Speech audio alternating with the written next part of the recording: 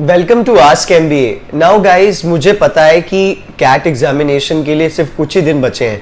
Let's say that cat examination के लिए 10 दिन बचे हैं ऑफ कोर्स। सो 10 दिन के अंदर आप कैसे पढ़ोगे, क्या करोगे, तो मैं बताना चाहता हूँ।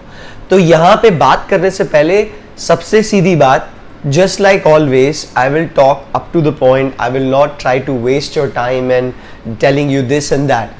3 टाइप के स्टूडेंट होते हैं। पहले स्टूडेंट वो होते हैं जिन्होंने अच्छी खासी पढ़ाई की हुई है और आराम से वो लोग मॉक अपेयर कर रहे हैं। They are analysing their mock, they are doing and they are going the way they should have been.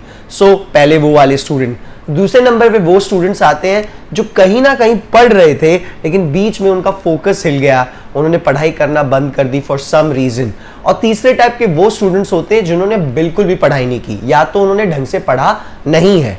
अब इन तीनों टाइप के स्टूडेंट्स के लिए सिर्फ एक ही सॉल्यूशन है in last few days, and that is you are not going to try to do anything new. तुम कुछ नया करने की कोशिश नहीं करोगे। अब सीधी बात है, अगर मैंने बिल्कुल भी पढ़ाई नहीं की और मैं पढ़ाई में बहुत सही नहीं हूं तो मैं कोशिश करूंगा किसी तरीके से 80-85 परसेंटाइल का जो बैरियर है वो मैं क्रॉस कर लूं। उसके लिए मैं देखूंगा कि कॉन्ट में, वर्बल में, DILR में कितने क्वेश्चंस लगते हैं ताकि राइट अटेम्प्ट, ताकि 80 परसेंटाइल क्रॉस हो जाए। In the description box I will share that information. अगर आप सेकंड नंबर की कैटेगरी के स्टूडेंट हैं जिन्होंने पढ़ाई की थी लेकिन कहीं ना कहीं छूट गए हो, तो आपको मिनिमम 90 परसेंटाइल का बैरियर क्रॉस करने की कोशिश करनी चाहिए। आपको क्या करना है, वही चीज, just go through the rough work you have done, the revision, and focus on trying to get those many questions right which can fetch you 90 percentile। सारा खेल परसेंटाइल का है। और जो फर्स्ट नंबर के स्टूडेंट थे, जो लोग अच्छे से पढ़ रहे हैं, आप लोग सिर्फ मॉक्स देंगे। Now how you going to do that? Of course you will see how many questions you must get right to get a certain percentile, but then उसके अलावा जब भी आप मॉक देंगे, और पहली बात तो आप कंप्लीट लेंथ मॉक देंगे, मैं आई सजेस्ट यू दैट, डरो मत, क्योंकि कभी ना कभी तो एग्जाम फेस करना ही है।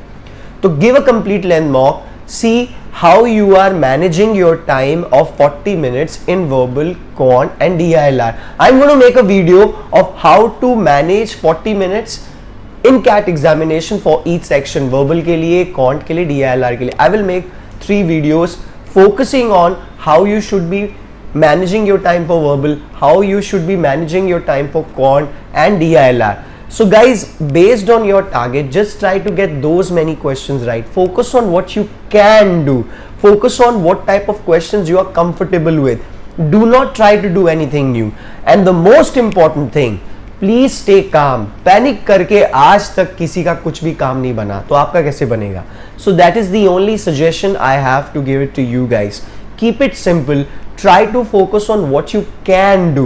Try to focus on what is doable rather than regretting what you didn't do or thinking that if I would have done this, that would have been the answer or that would have been the solution. Keep it simple, guys. Please stay in touch with your mentors, your faculties, your guides consistently for right guidance. Thank you and stay blessed.